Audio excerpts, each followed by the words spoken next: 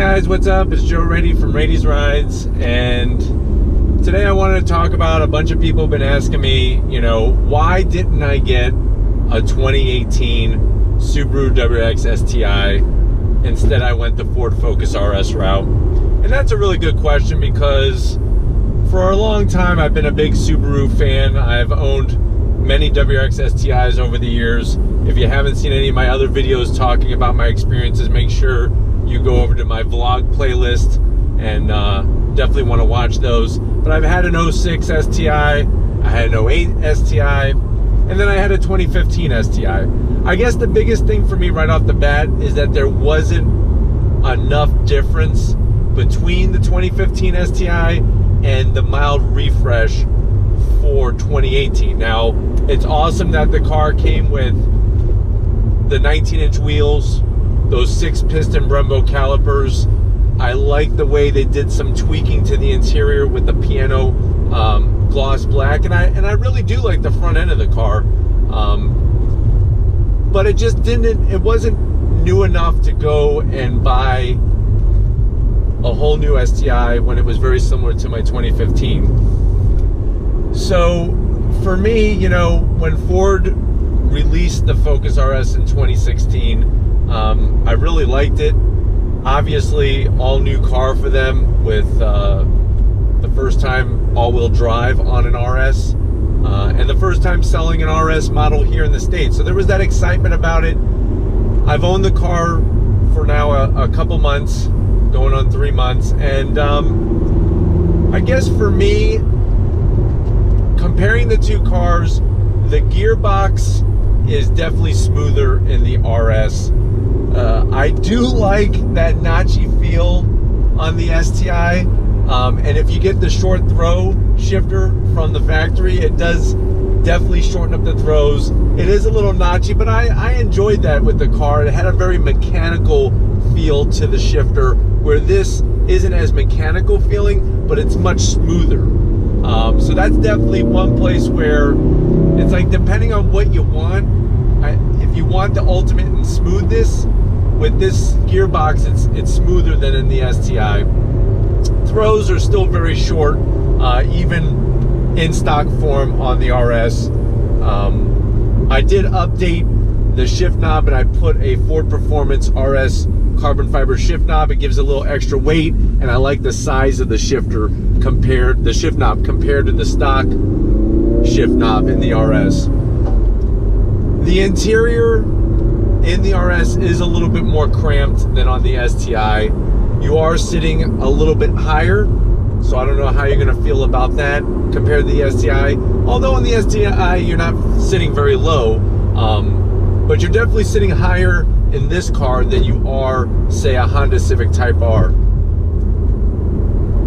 Steering wheel, I do like the STI steering wheel better. I like the thickness of the wheel compared to the RS. The RS it's a great wheel. It's got great, you know, 10 and 2 notches. It's just the STI is a little bit extra, has an extra thickness to it that I really like in that car. I definitely like the gauge cluster better in the STI. I like the backlit gauges. I was kind of bummed out when they went to 2015 and took away the center tack, but be honest with you, I got over that very quickly. The RS has nice gauges. They are a little different than the ST. They have some RS blue to the background, but for actual, like, the quality of what the gauges look like and how they illuminate and everything, I definitely give a thumbs up to the STI over the Focus RS. You'll still like the Focus RS gauges though, so don't go too crazy with that. Now, one place where the RS just kicks the rear end of a WRX or a WRX STI is definitely navigation. The Sync 3 system in the RS, it's so easy to use. I love using the navigation, the Apple CarPlay.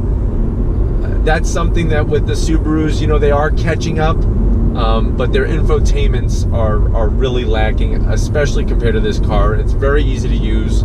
very easy to navigate through, no pun intended, compared to the STI. And especially like on my 2015 STI, that had the older infotainment system on it, because I went and I got the push button start and the keyless entry, and that system, I felt like I was watching a friend playing an Atari video game. The graphics were just so pixelated and so hard to just put in an address to go somewhere.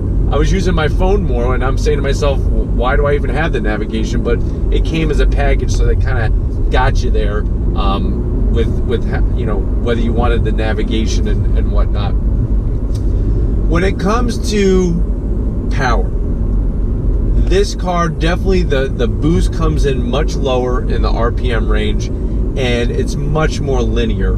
The STI is that traditional turbocharged feeling that you get when, you know, you're humming along, 2,000, 2,500, 3,000. Once you hit the 4,000 RPM, then it's on in the STI. And, you know, it has its pluses and its minuses. Obviously, doing a track day, doing an autocross event, you want the linear power delivery. You don't want a big bang all of a sudden at a certain RPM, but it does make the car fun to drive, so no doubt about that. And that's the balance, you know. It's like, what do you want? Do you want ultimate performance? Do you want ultimate fun? It's really a balance, because, you know, to be honest with you, if you went with a Golf R and you wound up getting the DSG transmission in it, 0 to 60, quarter mile, that car is gonna whoop up on an RS or an STI, if that's what you're going after. I'm trying to find that balance of, I like performance, but I also like to have fun in the cars too, and that's another reason why I went with the RS compared to like a Golf R, say, for example. The sound, now, I know both cars have an artificial sound system to it, but, you know, to be honest with you, you don't even think about it when you're driving it. And one of the things I love about the RS, of course, is going to be those pops that come out the back. It's just fun. You know, the car is just a fun car to drive. The nitrous blue color I got, now I'm a big fan of blue, so I had a World Rally blue. Pretty much, well, not pretty much, all my Subaru STIs were World Rally blue. I just love that color, and I just love the heritage connection with it. The nitrous blue on this car is phenomenal. I love the way it looks in the sun. I get tons of compliments. Some people think it's a wrap, some people think it's a custom paint job. So it's a really cool, eye-catching color on the car, and it really just helps designate it as, and this is something other than your standard Focus RS. So power delivery is definitely going to go to the Focus RS. It does have more power in stock form compared to the STI, and it's you know, with the direct injection, that power, the boost comes in at a lower RPM and just pulls all the way up to the top RPM range. Now, one thing I wish this car had that the STI does have is a shift indicator. Now, it does have a shift light. It's kind of cool. RS lights up on the gauge cluster telling you to shift. One thing it does not have, which I do wish that it had, was an audible alert. The STI has that option where you can turn on an audible alert for the shift light, and that's nice to have. It's something I'm sure you can figure out a way to add, but it's just those little things, you know. I'm just trying to point out some of the big things, and I'm trying to point out some of the smaller things. Pedal arrangement, STI all the way. I went and I bought a $20 spacer to back out the gas pedal a little bit, because heel-toe downshift on this car was really a chore. And it's like, if you have to think that much about what your feet are doing down there, there's a problem. Because if you're on a racetrack, if you're going around doing an autocross event, or even if you're driving just on a curvy road around your neighborhood, you're not going to want to be thinking about what are your feet doing. You want to be focused on the task right in front of you, which is looking where you want to go.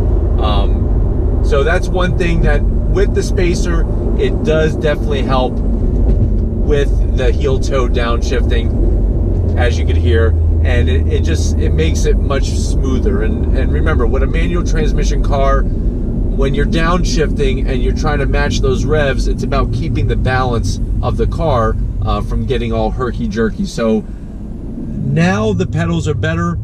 Still, in stock form, the STI pedal arrangement is perfect. Heel-toe downshifting on that car is such a pleasure, and that's probably one of the biggest things I miss.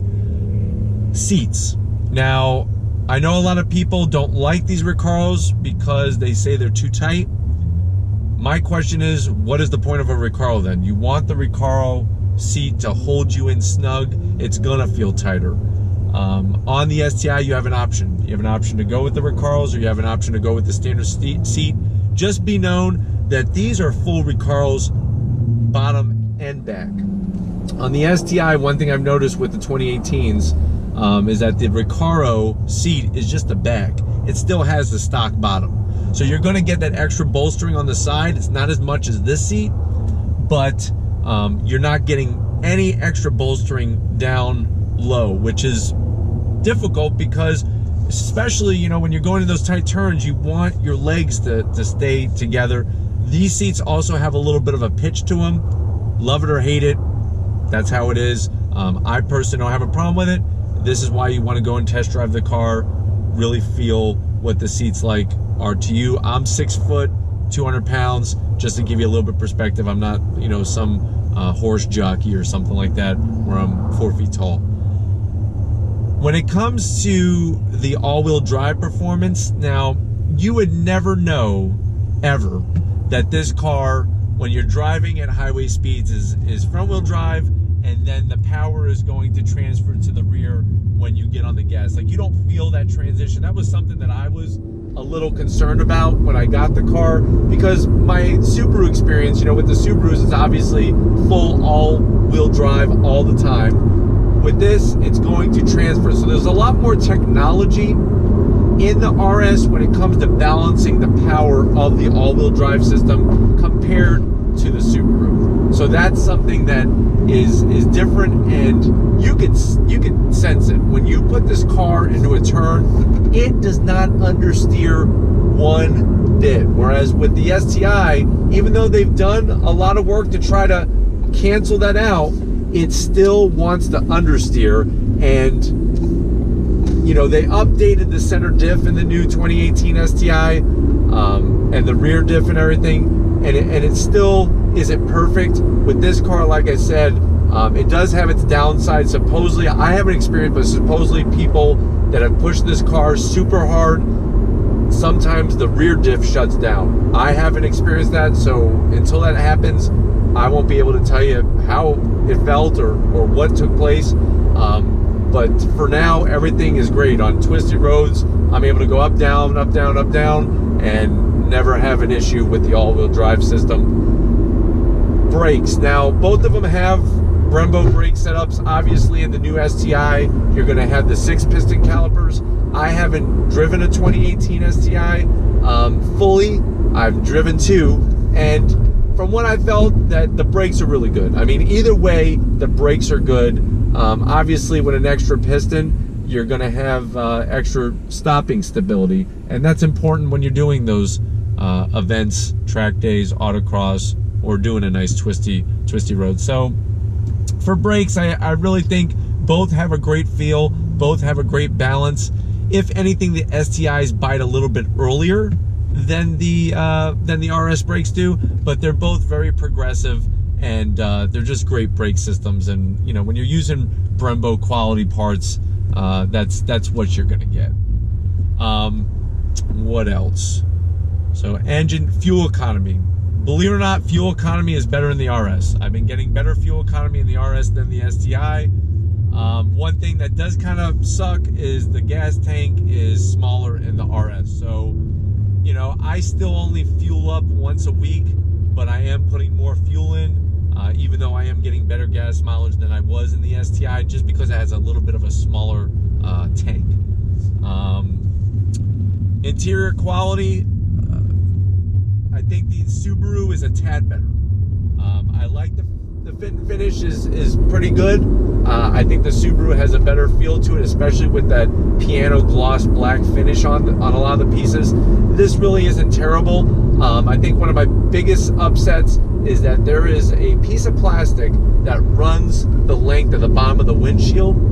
And if you're the type of person that puts a ton of Armor All on your dash, which thankfully I don't do that, but if you did that, it really has a lot of glare. That harder plastic, especially when you're driving in the sun with the Armor All, it really reflects onto the windshield, and that could be a problem. I've only experienced it every now and then, just because I don't use Armor All products. I don't really like that greasy shine to it.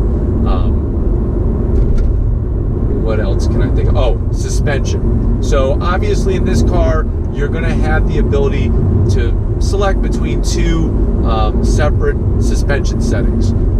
To be honest with you, the stiffer of the two, you're not really going to want on the road. It's pretty stiff, and the car will pogo stick.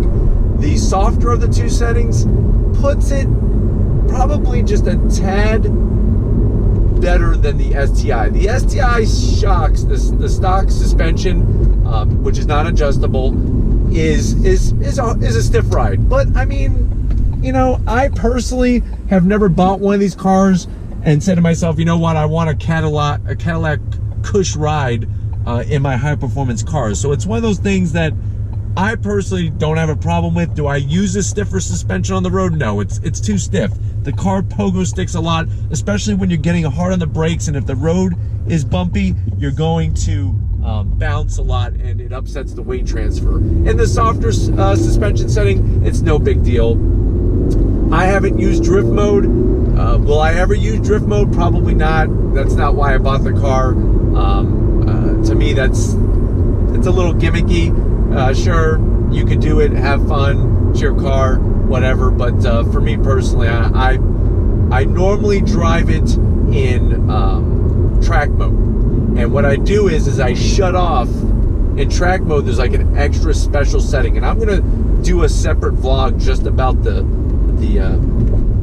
dash in this car, because it does have some adjustability and selectability that if you have not been behind the wheel of one of these yet, you wouldn't know what options you have. So I'll be doing a vlog on that, so stay tuned. But I leave it in track mode, which is going to give a little bit better throttle response. It's sort of like, you know, adjusting the SI drive in a STI. It gives a little bit better throttle response, a little tighter steering. You can turn back on the traction control. So when you go into track mode, it automatically goes to the stiffest suspension setting for the shocks, and it also shuts off the traction control. You could actually turn the traction control back on and put the softer suspension setting back on and still be in track mode. So that is totally fine. One thing I hate about this car, which I have to push every single time, is this button right here in the center console for the automatic engine shut off when you come to lights. It's supposed to help save gas economy. You know what, I really, whatever you're saving, I don't know what extra you're gonna get out of it, but it can't be much, and it's kind of annoying to have the engine shut off every time when you come to a light. So every time you come in the car, you just have to press this button right here by the shifter, and that turns that off so that your engine doesn't turn off when you're sitting at a light. Because if I didn't have it pressed right now, the engine would be off. And it's just weird. I'm not into that. Obviously the RS has the valve in the exhaust that when you're in sport, track, or drift modes, it opens up the valve and both exhaust tailpipes are functioning. That's another nice feature. The Subaru doesn't have something like that. You can order an STI catback exhaust system from Subaru and have that on your car at the time of delivery if you order your car, or you could get it through the dealership and have it put on, and it's still covered under warranty. So that is something that you could do, but remember, once you do that, obviously you can't quiet it if that's too noisy for you.